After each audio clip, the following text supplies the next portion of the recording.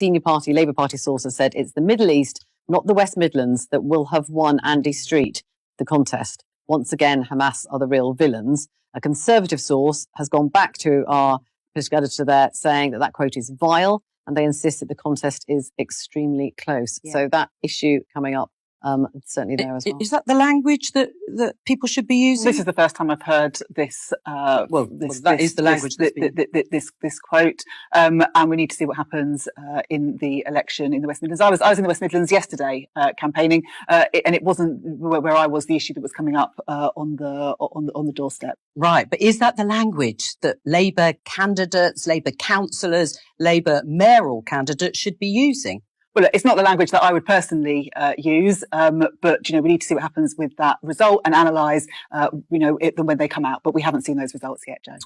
So Ellie Reeves clearly hadn't been given her lines for that yet. She didn't know if she condemned it because no one had told her yet. The Labour Party would ultimately, though, condemn the comments from the source. The Labour Party has strongly condemned this racist quote, which has not come from anyone who is speaking on behalf of the party or whose values are welcome in the party.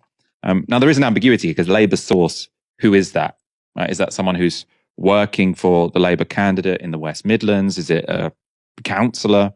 Is it someone who knows Rob Mayer in some kind of Labour HQ? I mean, it could be anyone, really, this Labour source. You'd assume, this is someone working for the BBC, that they would only share it if this was someone, who had a reasonable claim to be speaking for Labour. This is bordering on incitement to racial hatred. You can't just say a Labour source, for all we know, it's somebody that appeared on BBC Question Time last week as somebody who supports Labour. I don't even know what that means. It's such an expansive, capacious term. I don't think it helps. Journalists, political commentary, we're here to illuminate, to clarify, to make sense of things, not make things so ambiguous and impossible to understand or comprehend. So I think that's the first thing. Shouldn't be happening. Very bad practice. Ellie Reeves' response also, Michael, I mean, you've already mocked it slightly, but it's just absurd and obscene.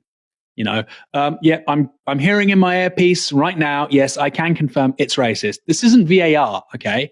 We're not trying to check if a football crossed a goal line. We're not trying to double check if somebody's foot was offside. Somebody has just literally told you a racist statement, and you should be able to say that.